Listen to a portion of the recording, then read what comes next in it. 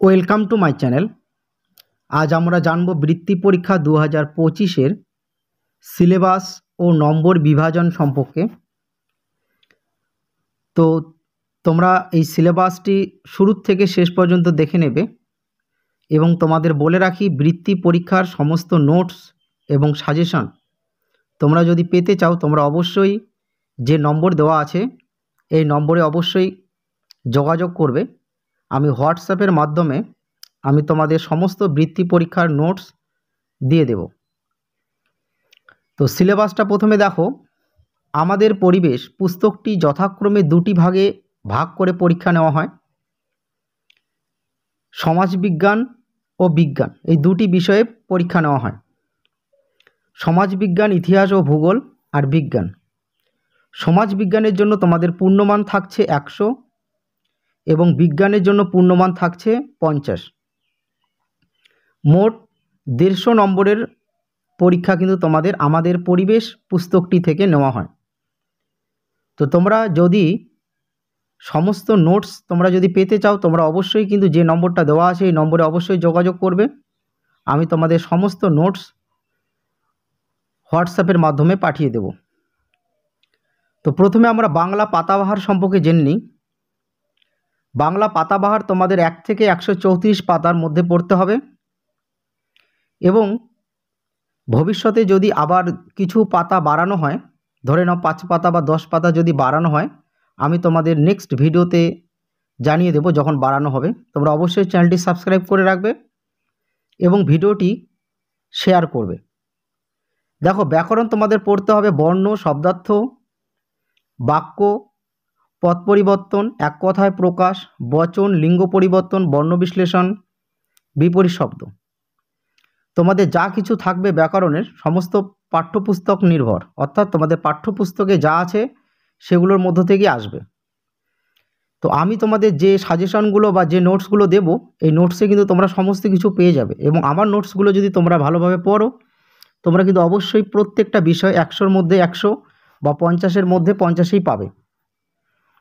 তো তোমাদের যেমন সমাজবিজ্ঞান রয়েছে 50-এর মধ্যে, তোমাদের ইংলিশ কিন্তু 50-এর মধ্যে হবে। তো চলো দেখে নিই, ভালোভাবে সিলেবাসটা দেখো, তাহলে কিন্তু তোমরা সমস্ত কিছু বুঝতে পারবে। আর তোমাদের বাংলা অনুচ্ছেদ রচনা পড়তে হবে জীবনী, গৃহপালিত পশু, উৎসব, তোমার প্রিয় খেলা। এই অনুচ্ছেদ রচনাগুলো পড়তে হবে। যে কোনো কারো জীবনী নিয়ে আসবে বা যে কোনো একটা গৃহপালিত পশু নিয়ে আসবে, কোনো একটা উৎসব নিয়ে আসবে। তো এগুলো নিয়ে তোমাদের কিন্তু অনুচ্ছেদ রচনা আসবে।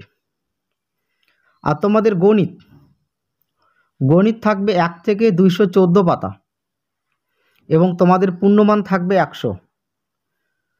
তোমাদের গণিতের জন্য কি করতে হবে? তোমাদের গণিতের জন্য বৃত্তি পরীক্ষা 2014 থেকে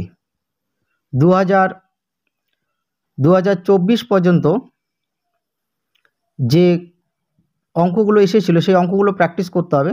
আমি তোমাদের সমস্ত অঙ্ক দিয়ে দেব। তোমরা যদি আমার সাথে কন্ট্যাক্ট করো, সমস্ত কিছু তোমরা পেয়ে যাবে। আর তোমাদের সমাজবিজ্ঞান, যেটা বললাম পরিবেশ বিজ্ঞান বইটি যে দুটি ভাগে পরীক্ষা হয়, একটা সমাজবিজ্ঞান একটা বিজ্ঞান। তো সমাজবিজ্ঞানে তোমাদের পূর্ণমান 100, তোমাদের 50 থেকে 91 পাতা পড়তে হবে এবং 100 থেকে 129 পাতা তোমাদের পড়তে হবে। আর বিজ্ঞান হচ্ছে তোমার 1 থেকে 49 পাতা এবং 92 থেকে 99 পাতা তোমাদের বিজ্ঞানে থাকবে। তো যারা আমার চ্যানেলে নতুন এসেছো তারা অবশ্যই চ্যানেলটি সাবস্ক্রাইব করে রাখবে এবং ভিডিওটি লাইক করবে। আমি পরবর্তীতে তোমাদের বৃত্তি পরীক্ষা 2025-এর সমস্ত নোটস সাজেশন এই চ্যানেলের মাধ্যমে দেব। এবার আসলাম ইংলিশ বাটারফ্লাই। তোমাদের ফুল মার্কস থাকবে 50। তোমাদের পড়তে হবে 1 থেকে 85 পেজ। রিভিশন লেসন থেকে তোমাদের লেসন 7 পর্যন্ত পড়তে হবে। ভবিষ্যতে যদি 2-1টি লেসন তোমাদের বাড়িয়ে দেয়, আমি তোমাদের নেক্সট ভিডিওতে বা যখন বাড়ানো হবে তখন আমি তোমাদের অবশ্যই দিয়ে দেব। আর একটা বই রয়েছে প্রাইমারি ইংলিশ বুক। এই বইটা কিন্তু উইংস বইটা নয়, এটা প্রাইমারি ইংলিশ বই। এটা যারা বৃত্তি পরীক্ষা নেয় তাদের কাছ থেকে এটা কিনতে পাওয়া যায়। তোমাদের পড়তে হবে 7 থেকে 31 পেজ এবং 35 থেকে 42 পেজ। এই বইটার পিডিএফ আমার কাছে রয়েছে, তো তোমাদের বললাম সমস্ত কিছু তোমরা পেয়ে যাবে। তোমরা অবশ্যই আমার এই নম্বরে কন্ট্যাক্ট করবে, যে নম্বরটা দেওয়া আছে এই নম্বরে অবশ্যই কন্ট্যাক্ট করবে। আমি তোমাদের প্রাইমারি ইংলিশ বইয়ের পিডিএফটা তার সাথে বাকি যা কিছু রয়েছে সমস্ত নোটস আমি তোমাদের দিয়ে দেব। তো তোমরা অবশ্যই কিন্তু এই নম্বরে কন্ট্যাক্ট করবে। তো যারা বৃত্তি পরীক্ষা 2025-এর জন্য প্রিপারেশন নিতে চাও তারা অবশ্যই এই সিলেবাস অনুযায়ী প্রিপারেশন শুরু করে দাও, কারণ তোমাদের এখন থেকে যদি তোমরা প্রিপারেশন না নাও তাহলে কিন্তু তোমাদের সেরকম মার্কস আসবে না। তাই তোমরা শুরুর থেকে প্রিপারেশন নেওয়া শুরু করে দাও। এবার প্রাইমারি ইংলিশ বুকটা দেখে নাও, যে বুকটার কথা তোমাদের বললাম। এই বুকটা কিন্তু তোমরা মার্কেটে পাবে না। তোমাদের বললামই যে যারা বৃত্তি পরীক্ষা নেয় তাদের কাছে একমাত্র এই বইটা কিনতে পাওয়া যায়।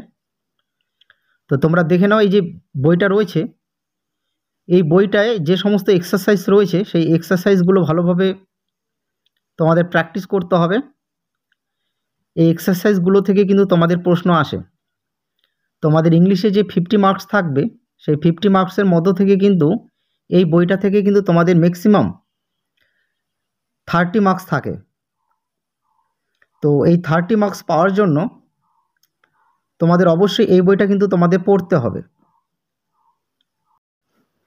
এবার দেখে নাও তোমাদের কি কি প্যারাগ্রাফ পড়তে হবে। এই প্যারাগ্রাফগুলো কিন্তু তোমাদের প্রাইমারি ইংলিশ বুক এই বুক থেকেই থাকবে।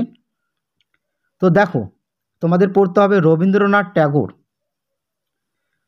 তারপর তোমাদের পড়তে হবে আচার্য প্রফুল্লচন্দ্র রয়, তারপর প্রীতিলতা ওয়াদ্দেদার, সিস্টার নিবেদিতা, কাজী নজরুল ইসলাম, স্বামী বিবেকানন্দ,